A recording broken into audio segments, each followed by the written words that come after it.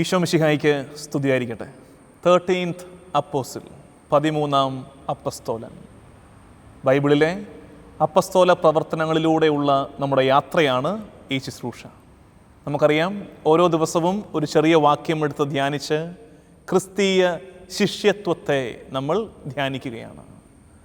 ശിഷ്യന്മാരുടെ പ്രവർത്തനങ്ങളെ, അവരോട് ആ കാലത്തെ ദൈവജനം ഇടപെട്ട രീതികൾ, ഇവർ ചെയ്ത കാര്യങ്ങൾ ഒക്കെയാണ് നമ്മുടെ ധ്യാന വിഷയം.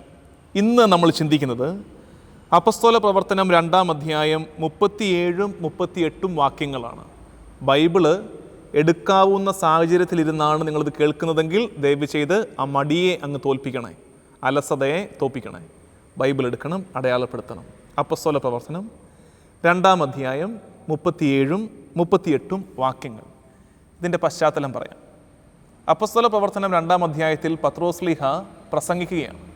പരിശുദ്ധാത്മാവിൽ നിറഞ്ഞ് തീക്ഷ്ണതയോടെ ഈശോ മിശിഹായെക്കുറിച്ച് പഴയ നിയമ ഭാഗങ്ങൾ അധികരിച്ചുകൊണ്ട് ജോയേൽ പ്രവാചകൻ അരുളി ചെയ്തതുപോലെ എന്ന് പറഞ്ഞാണ് തുടങ്ങുന്നത് തന്നെ. ആ ദിവസങ്ങളിൽ ഇങ്ങനെ സംഭവിക്കും, പരിശുദ്ധാത്മാവിൻ്റെ ആവാസത്തെക്കുറിച്ചുള്ള സൂചന കൊടുക്കുന്നു.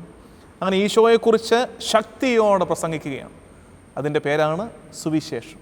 പത്രോസ് സുവിശേഷം പ്രസംഗിക്കുന്നു. അപ്പോൾ നമ്മൾ ആ രംഗം മനസ്സിൽ കാണണം. ഈ സഹ്യോനൊട്ടുശാലയുടെ മട്ടുപ്പാവിൽ നിന്നുകൊണ്ട് ആയിരക്കണക്കിന് ജനത്തോട് പത്രോസ് ശക്തിയോടെ സുവിശേഷം പ്രസംഗിക്കുന്നു. അപ്പോൾ ഈ സുവിശേഷ പ്രസംഗത്തിൻ്റെ ക്ലൈമാക്സ് ഉണ്ടല്ലോ, നമ്മളിപ്പോഴാണെങ്കിൽ എല്ലാം കഴിഞ്ഞ അവസാനം പിതാവിൻ്റെയും പുത്രൻ്റെയും പരിശുദ്ധാത്മാവിൻ്റെയും നാമത്തിൽ ആമേൻ എന്ന് പറഞ്ഞ് പ്രസംഗം അവസാനിപ്പിക്കുന്നു എന്ന് വിചാരിക്കുക. അടുത്ത ഷോട്ട് എന്തായിരിക്കും? അടുത്ത രംഗം എന്തായിരിക്കും? സാധാരണഗതിയിൽ ഇവരൊക്കെ കൊള്ളാം കേട്ടോ, അയ്യോ എന്നാ പ്രസംഗമായിരുന്നു, കൊള്ളാം, നന്നായിരിക്കുന്നു എന്ന് പറഞ്ഞ് കൈയടിച്ചിട്ട് 4 കൂട്ടരും 4 വഴിക്ക് പിരിയും. ഇതാണ് സാധാരണ നടക്കുന്നത്. പക്ഷേ അന്ന് നടന്നൊരു കാര്യം നമുക്കൊക്കെ മാതൃകയാണ്, നമ്മുടെ ശിഷ്യത്വത്തിന് മാതൃകയാണ്. എന്താണെന്നറിയാമോ? ഈ പ്രസംഗം കേട്ട് കഴിഞ്ഞിട്ട് ഈ കേട്ടുകൊണ്ടിരുന്ന ജനം ഇവർ ചുമ്മാ അങ്ങ് കൈയും തട്ടിപ്പോയില്ല, പൊടിയും തട്ടിപ്പോയില്ല. പിന്നെന്താ ചെയ്തത്? അവർ മുന്നോട്ട് വന്നിട്ട് ശിഷ്യന്മാരോട് ചോദിച്ചു, ഞങ്ങൾ എന്താണ് ചെയ്യേണ്ടത്? ഞങ്ങളുടെ ഭാഗത്ത് നിന്ന് ഇനി എന്താണ് ശ്രദ്ധിക്കേണ്ടത്, ചെയ്യേണ്ടത്? പ്രിയമുള്ള ദൈവജനമേ, ഓരോ സുവിശേഷ പ്രസംഗത്തിന് ശേഷവും നമ്മളിൽ ഉണ്ടാകേണ്ട ചോദ്യം ഇതാണ്. ഈശോയെക്കുറിച്ച് കേട്ട് കഴിയുമ്പോൾ, അവൻ്റെ വചനം കേട്ട് കഴിയുമ്പോൾ നമ്മളിൽ ഈ ചോദ്യം ഉണ്ടാകുന്നില്ലെങ്കിൽ അതിന് മുമ്പ് മുഴങ്ങിയ ആ വാക്കുകളൊക്കെ വൃഥാവിലായിപ്പോയി.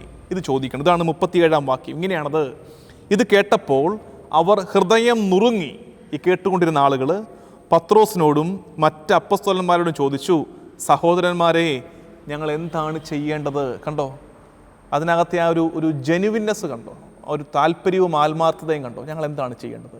ഇനി അതിൻ്റെ മറുപടിയും കൂടെ നമുക്ക് കേൾക്കണം. ആ മറുപടിയാണ് അന്നും ഇന്നും മറുപടി.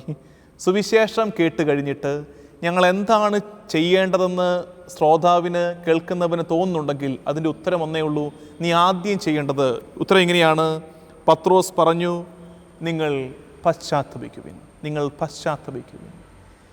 ചെയ്തു പോയ പാപങ്ങളെക്കുറിച്ച്, വീണുപോയ നേരങ്ങളെക്കുറിച്ച് ഒക്കെ പശ്ചാത്തപിക്കുവിൻ എന്നതാണ് സുവിശേഷം നമ്മളിൽ ആരംഭിച്ചു, അത് ഫലം പുറപ്പെടുവിച്ചു തുടങ്ങി എന്നതിൻ്റെ ആദ്യത്തെ ലക്ഷണം.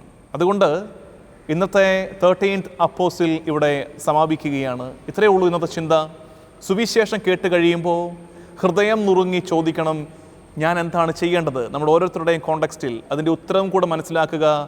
പശ്ചാത്തപിക്കുവിൻ. 13th അപ്പോസിൽ, 13ാം അപ്പസ്തോലനാകാനുള്ള ക്ഷണം എനിക്കും നിനക്കും കാതുകളിൽ മുഴങ്ങുന്നുണ്ട്. ആമേൻ.